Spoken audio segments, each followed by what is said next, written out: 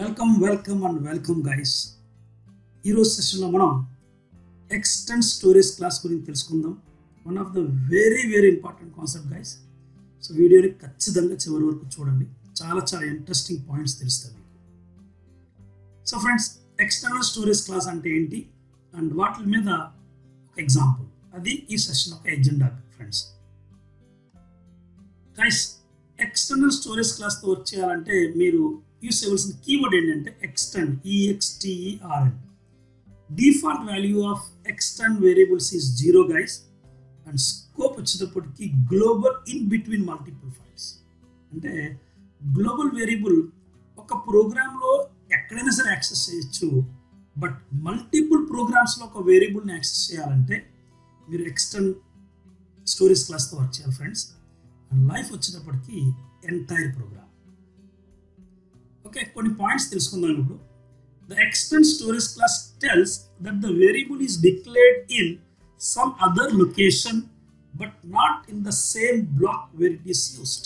అంటే వేరియబుల్ని డిక్లేర్ చేయడం ఒక చోట జరిగింది, యూస్ చేయడం ఇంకో చోట జరుగుతుంది. అంటే ఒక ఫైల్లో డిక్లేర్ చేస్తాము, ఇంకో ఫైల్లో యూస్ చేస్తాము అని అర్థం friends. Basically extend variable is nothing but a global variable. అంటే ఎక్స్టెండ్ అనేది కూడా ఒక గ్లోబల్ వేరియబుల్ లాంటిదే, initialized with a value where it is declared in order to use somewhere in another location. అంటే ఒక చోట వేరియబుల్ని డిక్లేర్ చేసి ఇన్షియలైజ్ చేసి యూజ్ చేయడం ఇంకో చోట జరుగుతుంది అన్నమాట. Is it clear? The main purpose of extern variable is that they can be accessed between multiple files which are part of a large project. ఇది ఫ్రెండ్స్ మెయిన్ ఇంపార్టెంట్ పాయింట్ ఏంటంటే, so ఈ concept నేను మీకు చిన్న example ద్వారా explain చేశాను, means చిన్న picture ద్వారా ఎక్స్ప్లెయిన్ చేశాను ఫ్రెండ్స్. గ్లోబల్ వేరియబుల్ ఏంటంటే, మీరు ఒక సి ప్రోగ్రామ్ రాశారు, ఈ సి ప్రోగ్రామ్ పేరు ఏంటంటే test.c. ఓకే, దీంట్లో మెయిన్ పైన ఒక డిక్లేర్ చేశారు వేరియబుల్ని, ఇది గ్లోబల్ వేరియబుల్ అవుతుంది. ఇప్పుడు ఈ వేరియబుల్ మీరు ఎక్కడెక్కడ యూస్ చేయొచ్చు గైస్? ఈ వేరియబుల్ని మీరు మెయిన్లో యూస్ చేయొచ్చు, ఫంక్షన్ 1లో యూస్ చేయొచ్చు, అండ్ ఫంక్షన్ 2లో కూడా యూస్ చేయొచ్చు. Yes, we can use it guys. But వేరే ప్రోగ్రాంలో ఏదైనా సరే ఈ వేరియబుల్ అవసరం అయిందంటే ఉపయోగించడం కుదరదు. ఎందుకంటే the scope is entire file but not across files. అదే ఎక్స్టెండ్ వేరియబుల్ తోటి అడ్వాంటేజ్ ఏంటంటే గైస్, ఈ బాక్స్ చూస్తున్నారు కదా, ఇది ఒక సెపరేట్ ఫైల్ ఏంటంటే, ఇస్ ఇట్ క్లియర్? ఇది ఒక separate file. So for example variable dot C అనేది ఫైల్ నేమ్ అనుకోండి ఒకసారి. ఓకే, సో ఈ వేరియబుల్ డాట్ సి అనే ఫైల్లో ఉన్న x=12 అనేది వేరియబుల్ ఏదైతే ఉందో, ఇది డిక్లరేషన్, ఇది ఇనిషియలైజేషన్ ఫ్రెండ్స్. దీన్ని మనం కావాలంటే వేరే ఫైల్స్ ఉపయోగించుకోవచ్చు. ఎలాగా? ఈ ఫైల్ని ఈ ప్రోగ్రాంలో #include ద్వారా మీరు ఫస్ట్ ఏంటంటే ఇంక్లూడ్ చేయాలి. ఇంక్లూడ్ చేసిన తర్వాత ఎక్స్టెండ్ కీవర్డ్ ద్వారా మీరు యాక్సెస్ చేయాలి. సో ఇప్పుడు ఈ ఎక్స్ అనే వేరియబుల్ని మెయిన్లోను, ఫంక్షన్ 1లోను, ఫంక్షన్ 2లోను యాక్సెస్ చేయొచ్చు. ఇక్కడే కాదు ఫ్రెండ్స్, ఇది మీ ఫైల్ 1, ఇది మీ ఫైల్ 2, ఇది మీ ఫైల్ 3. ఈ విధంగా ఒక ప్రాజెక్ట్లో మల్టిపుల్ ఫైల్స్ ఉంటే అన్ని ఫైల్స్లో కావాలంటే మీరు ఎక్స్టెండ్ వేరియబుల్ని ఉపయోగించుకోవచ్చు ఫ్రెండ్స్. ఫ్రెండ్స్, ఈ కాన్సెప్ట్ని ఎక్స్ప్లెయిన్ చేయడానికి నేను ఒక ప్రోగ్రామ్ని రాశాను. సో ఇది ఈ program friends, but don't worry, నేను మీకు ప్రాక్టికల్గా ఎక్స్ప్లెయిన్ చేస్తాను. Okay, so let's go to C free IDE. Friends, ఇది సి ఫ్రీ IDE. అండ్ చూడండి, నేను ఒక ఫైల్ క్రియేట్ చేశాను. ఆ ఫైల్ పేరు ఏం పెట్టానంటే extend.c అని పెట్టాను. దాంట్లో 3 వేరియబుల్స్ ఉన్నాయి. ఒకటి ఇంటీజర్ డ్యూరేషన్, అండ్ డ్యూరేషన్ ఏమో 45 అని పెట్టాను. ఫీజ్ 7500, అండ్ ఒక క్యారెక్టర్ అరే తీసుకున్నాను. And Atish Jain C programming classes అని చెప్పి స్ట్రింగ్ యాడ్ చేశాను. That's it friends. ఇప్పుడు example1 అని చెప్పి ఒక ఫైల్ ఓపెన్ చేస్తాను. ఇది ఎంటీగా ఉంది, దీంట్లో ఏం లేదు. ఇప్పుడు నాకు ఈ example1లో ఏంటంటే నాకు నంబర్ ఆఫ్, డ్యూరేషన్, ఫీజ్, అలాగే అకాడమీ పేరు, ఆ డేటా యూస్ చేయాలి. సో ఇక్కడ ఏం చేస్తానంటే first of all #include double కోట్స్లో extend.c అని చెప్పి ఆ ఫైల్ని ఇంక్లూడ్ చేస్తాను ఫ్రెండ్స్. ఇంక్లూడ్ చేసిన తర్వాత ఎక్స్టెండ్ కీవర్డ్ ద్వారా, ఓకే, ఆ వేరియబుల్స్ని ఇక్కడ యాక్సెస్ చేస్తాం. డిక్లేర్ కాదు guys, you are accessing this extern integer duration. Extern, నేను మళ్ళీ ఫైల్ పేరు మర్చిపోయాను, మీన్స్ వేరియబుల్ నేమ్ మర్చిపోయాను, వెళ్ళి చూస్తాను. Float fees character STR. Okay, so float fees semicolons even friends, character str open in the closure brackets and semicolon. That's it guys. ఇప్పుడు ఇక్కడ మీరు ఏం చేస్తారంటే printf ఉపయోగించి /n C programming language duration is అని ఇచ్చి %d days అని ఇచ్చాను ఫ్రెండ్స్. ఈ %d ప్లేస్లో ఏం చేస్తారు, మీరు డ్యూరేషన్ అని పెట్టండి ఫ్రెండ్స్. ఓకే, అలాగే printf fees of C language is %f comma fees అనండి ఫ్రెండ్స్. ఓకే, అండ్ నాకు అకాడమీ పేరు డిస్ప్లే చేయాలి. సో ఇక్కడ ఏం చేస్తానంటే printf /n welcome to %s comma str అంట ఫ్రెండ్స్. ఈ ప్రోగ్రామ్ రన్ అయినప్పుడు చూడండి అసలు అయిన అవుట్పుట్ వస్తుంది. ఓకే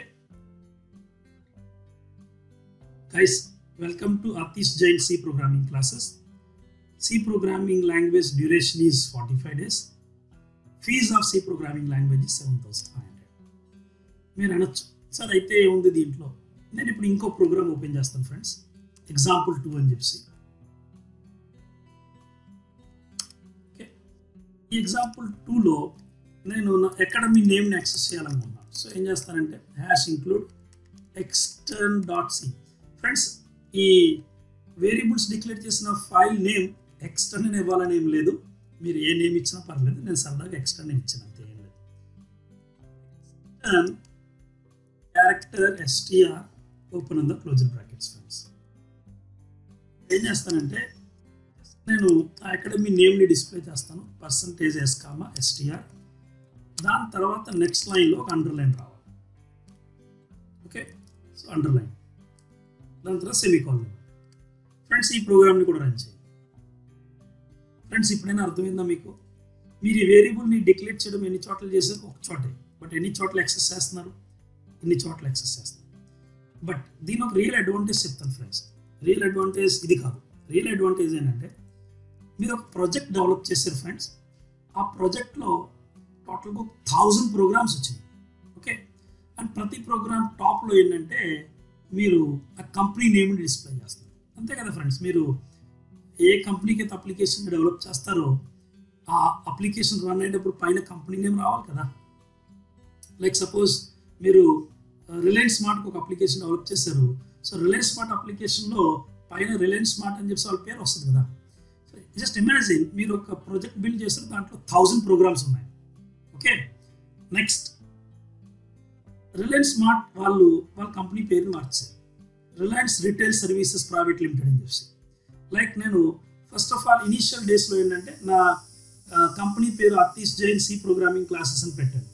కొంచెం గ్రో అయిన తర్వాత ఏంటంటే coding career academy by Atish Jain అని చెప్పి మార్చింది ఫ్రెండ్స్. ఒక్క చోటే మార్పు చేశాను చూసారా. ఇప్పుడు నేను మీకు ఎగ్జాంపుల్ 1 ప్రోగ్రామ్ చూపించాను కదా, ఆ ఎగ్జాంపుల్ 1 ఓపెన్ చేసి చూపిస్తాను, అలాగే ఎగ్జాంపుల్ 2 కూడా ఓపెన్ చేసి చూపిస్తాను. ఎటువంటి మార్పులు చేయని ప్రోగ్రామ్స్లో జస్ట్ నేను ప్రోగ్రామ్ రన్ చేస్తాను ఫ్రెండ్స్. గైస్, ఇది బ్యూటీ గైస్. అంటే మార్పు అనేది ఒక చోట చేస్తే మీరు రాసిన కంప్లీట్ 1000 ప్రోగ్రామ్స్ ఉన్నాయి చూసారా, ఆ 1000 ప్రోగ్రామ్స్లో ఆటోమేటికల్గా ఆ వాల్యూ అనేది మారిపోద్ది ఫ్రెండ్స్. అంటే ఫ్రెండ్స్, మీరు ఒక ప్రాజెక్ట్లో ఒక వేరియబుల్ ఒక వాల్యూని ఒక లొకేషన్ నుంచి కంట్రోల్ చేయాలనుకుంటున్నారు friends. ఎక్స్టర్న్ is the best way to implement that. Simple friends, RBI వాళ్ళు ఇంట్రెస్ట్ రేట్స్ని డిసైడ్ చేస్తారు, బ్యాంక్స్ వాళ్ళు ఏంటంటే ఆ ఇంట్రెస్ట్ రేట్స్ని ఇంప్లిమెంట్ చేసి జనాలకు ఇంట్రెస్ట్ ఇస్తుంటారు. జస్ట్ అనుకోండి, అక్కడ మనకి ఏంటంటే ఒక 10,000 బ్యాంక్స్ ఉన్నాయి. సో ఈ 10,000 బ్యాంక్స్కి బ్యాంకింగ్ సాఫ్ట్వేర్ ఉంటుంది, బట్ రేట్ ఆఫ్ ఇంట్రెస్ట్ అనే వేరియబుల్ని వాళ్ళు ఆర్బీఐ వాళ్ళు తయారు చేసిన ఫైల్ నుంచి యాక్సెస్ చేస్తారు. సో ఆర్బీఐ వాళ్ళు ఏదైతే కనుక మార్పు చేస్తారో అదే ప్రతి చోట అప్లికబుల్ అవుతుంది. జస్ట్ ఒక బేసిక్ ఎగ్జాంపుల్ ఇచ్చాను ఫ్రెండ్స్. నిజంగా ఎలా జరుగుతుందో నాకు తెలియదు అది.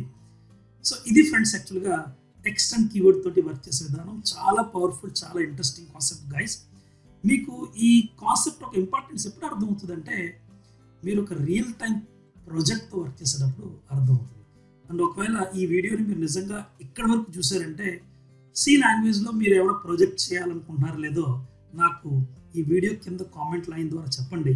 ఒకవేళ నిజంగా మీరు అది దాని మీద ఇంట్రెస్ట్ ఉంటే definitely I think of it to develop a project in C language so that you can enhance your programming skills. Guys ఈ వీడియో కనుక మీకు నచ్చినట్లయితే ఖచ్చితంగా లైక్ చేసి షేర్ చేయండి. అండ్ ఛానల్ని ఇంకా సబ్స్క్రైబ్ చేయకపోతే ఇప్పటికైనా సరే ఛానల్ని సబ్స్క్రైబ్ చేయండి ఫ్రెండ్స్. ఎందుకంటే మీ సబ్స్క్రిప్షన్స్, మీ కామెంట్స్ నాకు ఎంకరేజ్మెంట్స్ ఇస్తాయి. ఓకేనా guys? Thank you so much. Bye, take care and see you in next video.